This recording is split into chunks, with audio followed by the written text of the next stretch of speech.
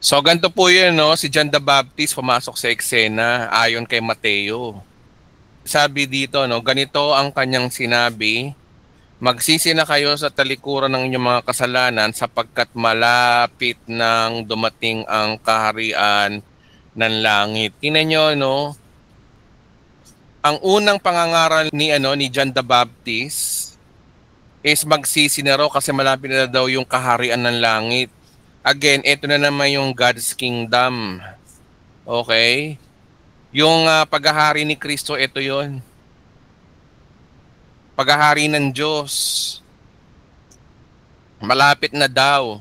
Kaya magsisi na daw kayo. Ano ba ibig sabihin na magsisi?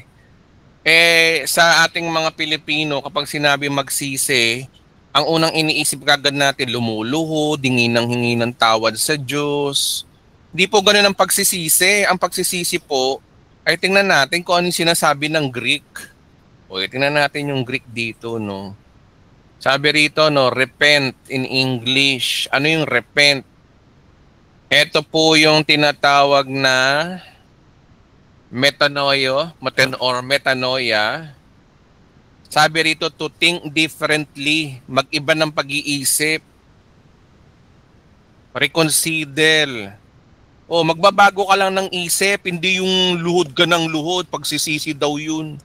Hindi ka nang hingi ng tawad, pero mamaya magkakasala ka uli. Hindi ganun ang repent. Mali ang intindi ng mga pastor ngayon. Repent daw, hingi ng tawad. Hindi ganun.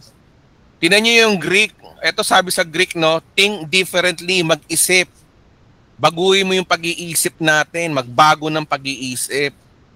Change your mind. Yun po yung repent na sinasabi dito. Kaya ang totoong sinasabi ni John the Baptist dito ay ganito, no?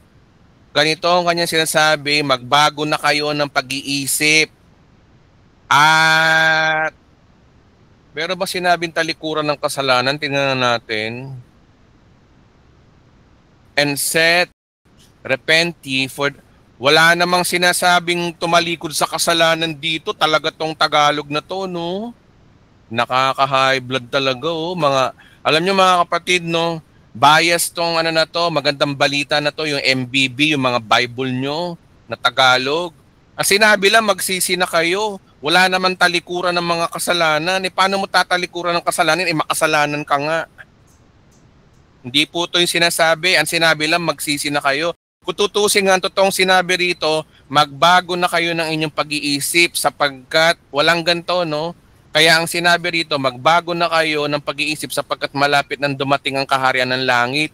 Magbago lang ng po ng pag-iisip. Wala pong sinasabing magsisi at talikuran ng inyong mga kasalanan. Pinipreach yan ng mga perverted, no? Hindi po yan ang sinasabi. Kaya napakahalaga ho talaga ng tumitingin tayo sa Greek, Sa totoo lang mga kapatid, karamihan talaga sa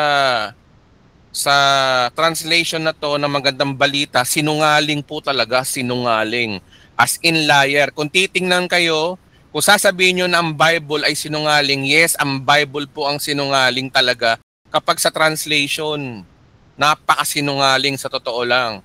Kailangan ko manggigil para wasakin na yung gawa ng demonyo sa atin sa buhay natin, Mga tinuturo kasi sa atin, hindi tumitingin sa Greek. Ang totoong sinabi rito, ganito ang sinasabi ni John the Baptist, magbago na kayo ng pag-iisip sapagkat malapit nang dumating ang kaharian ng langit. Wala tong magsisi na kayo talikuran ng inyong mga kasalanan, walang ganun. Okay, baguhin na natin mga kapatid ang pagbabasa natin ng Mateo, hindi po yan ang sinabi ni John the Baptist. Ang totoong sinabi ni John the Baptist, magbago na kayo ng pag-iisip sapagkat malapit nang dumating ang kaharian ng langit. Magbago lang ng pag-iisip. Hindi yung sinasabing magsisi raw at talikuran ng mga kasalanan. Kala naman nila kaya nilang talikuran ng kasalanan. Kahit tumalikod ka sa kasalanan, magkakasala ka uli. No? Parang sinabi nyo na wag na kayong hihinga.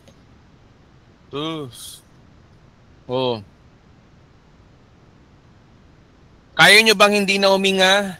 Natural sa tao humihinga Ganon din ang tao, lagi nagkakasala, natural. Bakit mo sasabihin tumalikuran sa iyong kasalanan? Kaya nga ginawa ni Kristo, siya na umako ng kasalanan natin dahil hindi natin kayang tumalikod sa kasalanan Diba? Yun po yung totoong gospel eh.